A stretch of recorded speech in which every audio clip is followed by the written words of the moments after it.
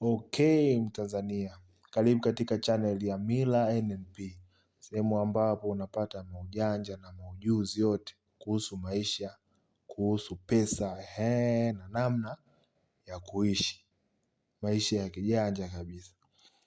Sasa leo tutazungumzia kuhusu ujuzi wa pesa. Ujuzi wa pesa tunaupata wapi? Ujuzi wa pesa, ndugu yangu, tunaupata nyumbani. Nisikilize vizuri. Ujuzi wa pesa tunaupata kutoka nyumbani. Tunaupata kutokana na mafundisho tunayofundishwa na wazazi wetu.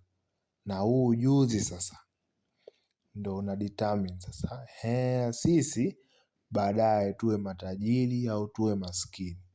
Kwamba ukifundishwa vizuri kuhusu pesa, automatically utakuwa tajiri. Lakini ukifundishwa ndivyo sivyo kuhusu pesa, automatically utakuwa maskini, tena mwenye madeni mengi, yaani maskini wa kutupu. Nisikilize vizuri. Nitafundisha kulingana na mindset mbili, mindset ile ya kimaskini na mindset ya kitajiri. Sasa mafundisho ambayo yanaendana na mindset ya kimaskini, nitasema yanatoka katika familia maskini, na yanayoendana na mindset ya kitajiri nitasema yanatoka katika familia tajiri. Nisikilize vizuri, twende sambamba. Tuseme familia maskini, wazazi wa familia maskini wanamfundisha mtoto wao, wanamfundisha, mwanangu, baki shule, soma kwa bidii, usipende pesa kwa sababu pesa ndo chanzo cha uovu wote. Mwanangu, baki shule, soma kwa bidii, usipende pesa kwa sababu pesa ndo chanzo cha uovu wote. Umeona? Sasa ule mtoto atasoma kweli kwa bidii, atafaulu. Na sasa mtaa unakuja unapata wasomi wengi, wana PhD, wana degrees, lakini mfukoni ni watupu. Mfukoni ni watupu, hamna hela, maisha magumu, na maisha yao yamezungukwa na madeni mengi tu. Lakini unakuta wazazi wa familia ambao ni ya kitajiri, nasema, inayowafundisha watoto wao na mindset ya kitajiri, watawafundisha tofauti kabisa na wazazi hao ambao ni maskini. Wazazi ambao ni matajiri watawafundisha watoto wao kwamba chanzo cha uovu wote ni umaskini. Yaani umaskini ndo chanzo cha uovu wote. Watawatolea mifano, mtazama. Tazama wezi wa mitaani, vibaka, majambazi, wanaiba majumbani, wanavunja mabenki, wanaiba. Wengine wanakamatwa, wanapigwa, wanauawa. Wengine wanashtakiwa, wanafungwa magerezani. Kwa hiyo bwana, umaskini ndo chanzo cha uovu wote. Hawa watu wamejikuta wanaingia katika tamaa, ndo maana wanaingia katika wizi, unyang'anyi, ujambazi. Kwa umaskini ndo chanzo cha kila uovu unaoona hapa duniani.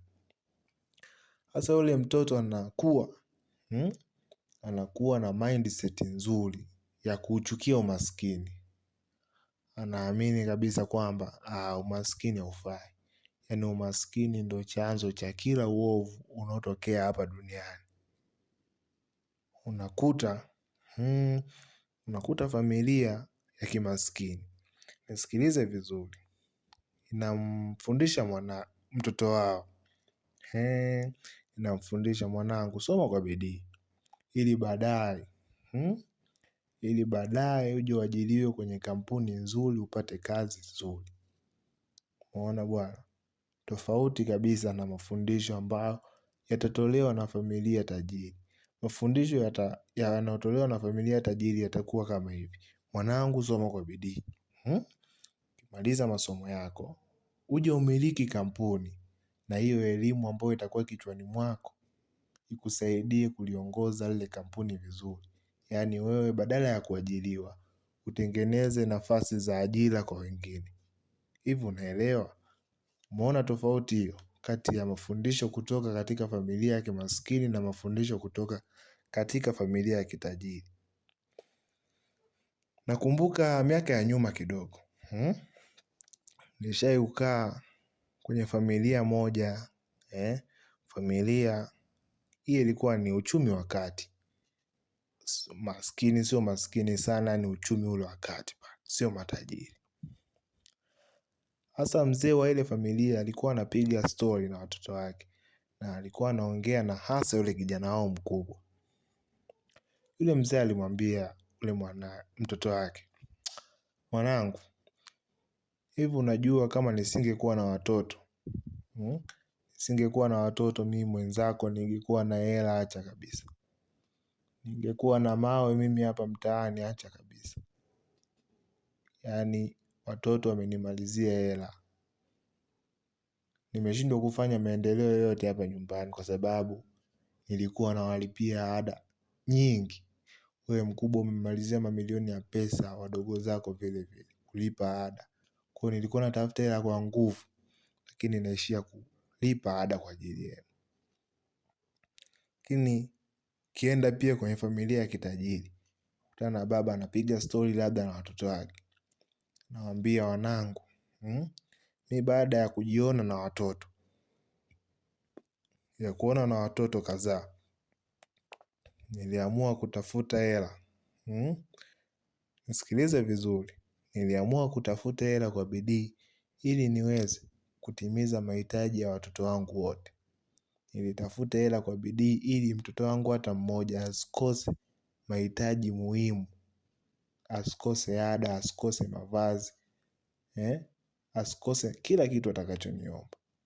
Basi ndo maana mimi niliamua kutoka na kupambana kwa ajili ya watoto wangu, kwa ajili ya familia yangu.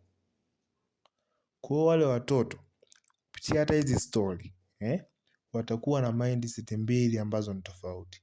Wale watoto kutoka familia ya kimaskini watakuwa na mindset kwamba itakapotokea tatizo, itakapotokea changamoto, kama natakiwa nilaumu tu, kwamba kwa sababu hii mimi ndo maana nipo hivi, kwa sababu hii mimi ndo maana sijafanikiwa. Lakini wale watoto ambao wamezaliwa au wanapata mafundisho kutoka familia ambayo inawafundisha wawe na mindset ya kitajiri, watakuwa wakiwa wanatambua kwamba itakapotokea changamoto, natakiwa nitafute njia, akili yangu iamke ili niweze kutatua changamoto kikamilifu. Nipambane na changamoto iliyopo mbele yangu ili niweze kuishinda. Umeona mindset ambazo ni tofauti kabisa. Watoto hawa wawili wa kutoka familia mbili tofauti wanapatiwa. Sasa nikuulize wewe mzazi, unawafundisha vipi watoto wako? Unawafundisha watoto wako wasome kwa bidii ili waje waajiriwe kwenye kampuni nzuri, au unawafundisha watoto wako waje wamiliki makampuni na watengeneze ajira kwa watoto wengine au kwa watu wengine? Unawafundisha watoto wako kwamba utajiri ndo chanzo cha uovu wote, au pesa ndo chanzo cha uovu wote, au unawafundisha watoto wako kwamba umaskini ndo chanzo cha uovu wote? Na wewe kijana unanisikiliza, nyumbani unafundishwa nini? Unafundishwa uchukie umaskini au unafundishwa uchukie utajiri? Niandikie majibu kwenye comment hapo, na mimi nitayapitia. Lakini muhimu zaidi, usisahau kulike, kushare na ucomment kwenye channel yetu. Lakini muhimu zaidi, usisahau kusubscribe hapo juu. Usisahau kusubscribe kwenye channel yetu ili uwe wa kwanza kupata content ambazo tutakuwa tunazi-upload kila siku. Naitwa Mila, chao.